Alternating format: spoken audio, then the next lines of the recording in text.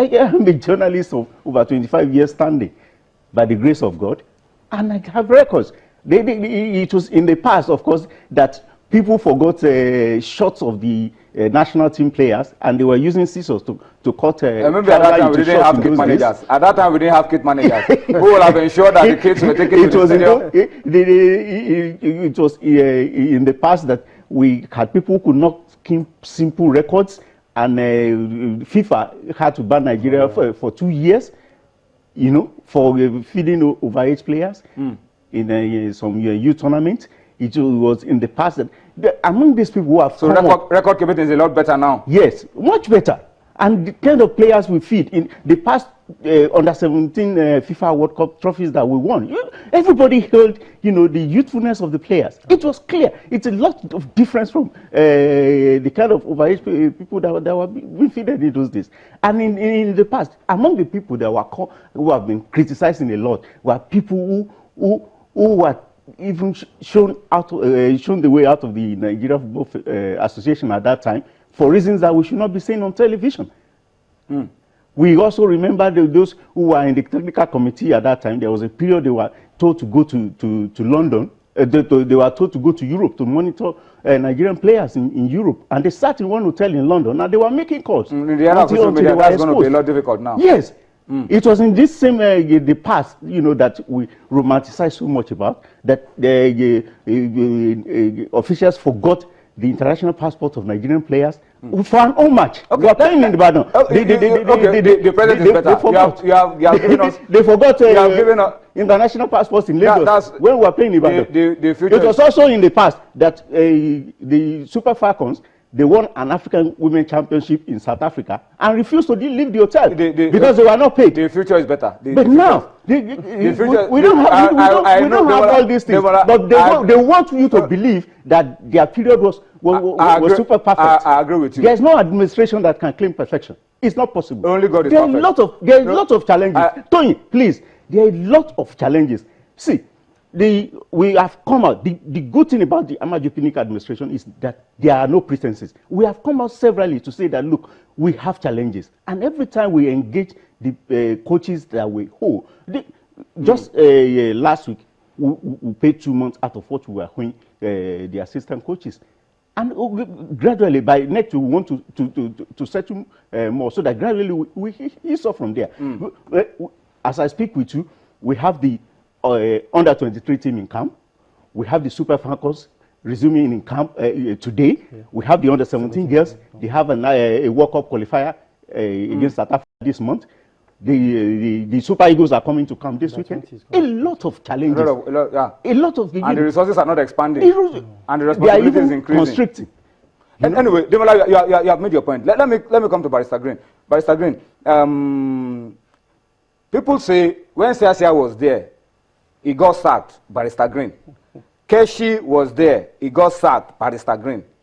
Now Oliseh has resigned. He didn't get sacked, he has resigned, Barrister Green. Green.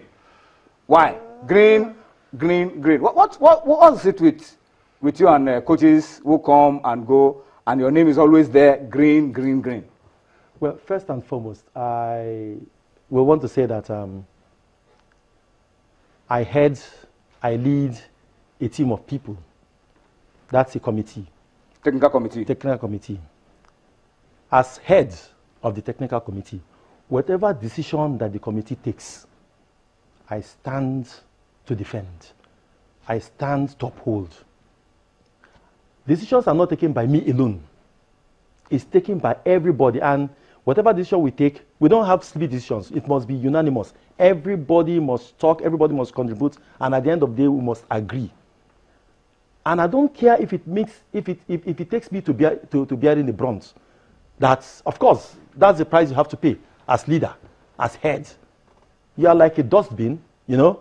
They can heap everything on your head. You have to defend whatever your committee decides. The most important thing, the decisions that are taken, are they to the interest of our teams?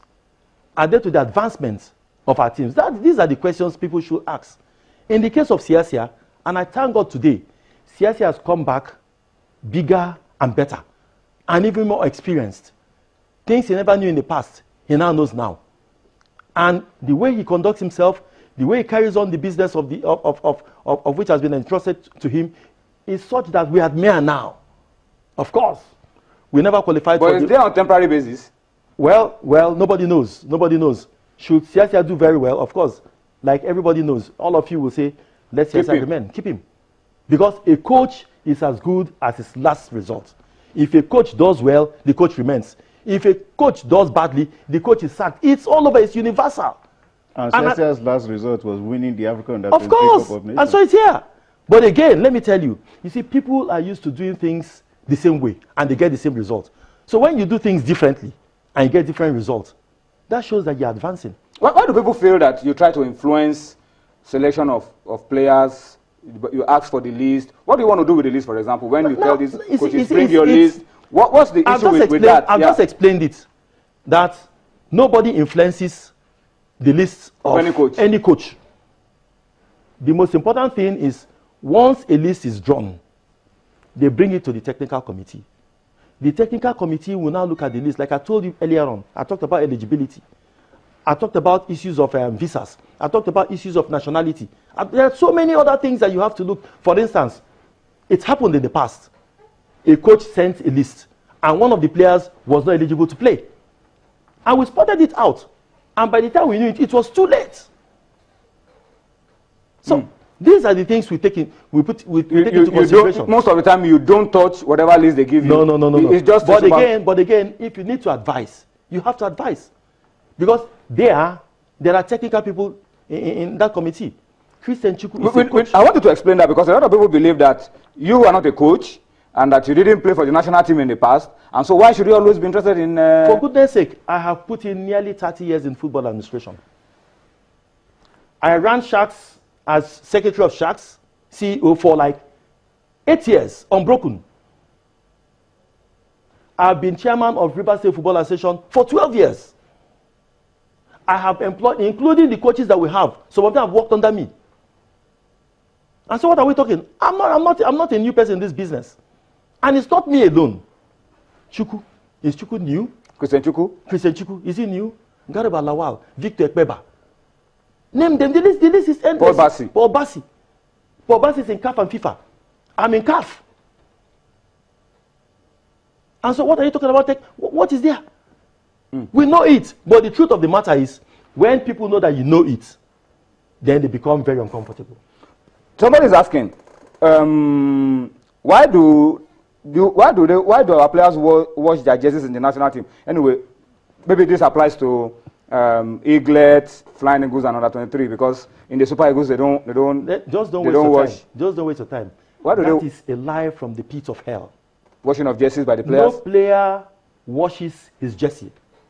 In our camp, we have the curator, we have the equipment manager, and our teams stay in high-class hotels.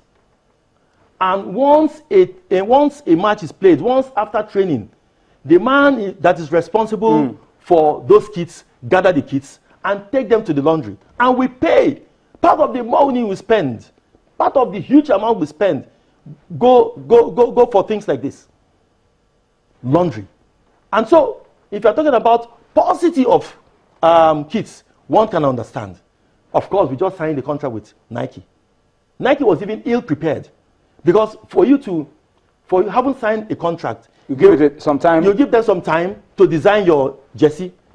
You know, your jerseys in relation to how you want your national colors and all features. That. Your features, logo, and everything. It takes a while. Nike in America don't print their jerseys in America. They maybe do it somewhere, maybe in Asia or somewhere else. Yeah.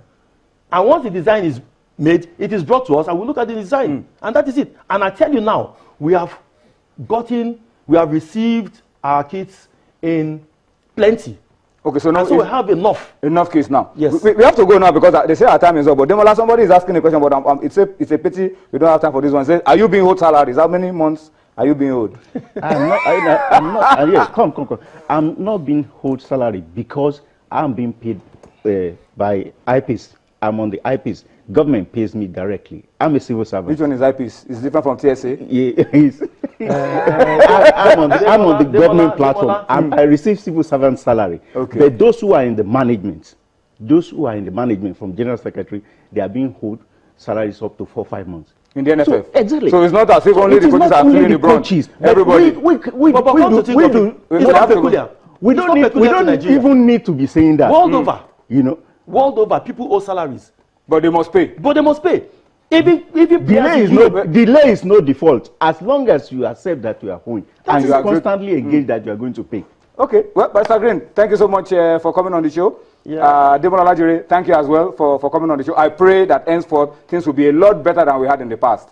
And I pray it starts with the game against Egypt in Kaduna. We pray for that. I must say thank you to you for watching. We will return with Sports Tonight tomorrow with a bigger and a better package. But thank you for watching. Bye-bye now.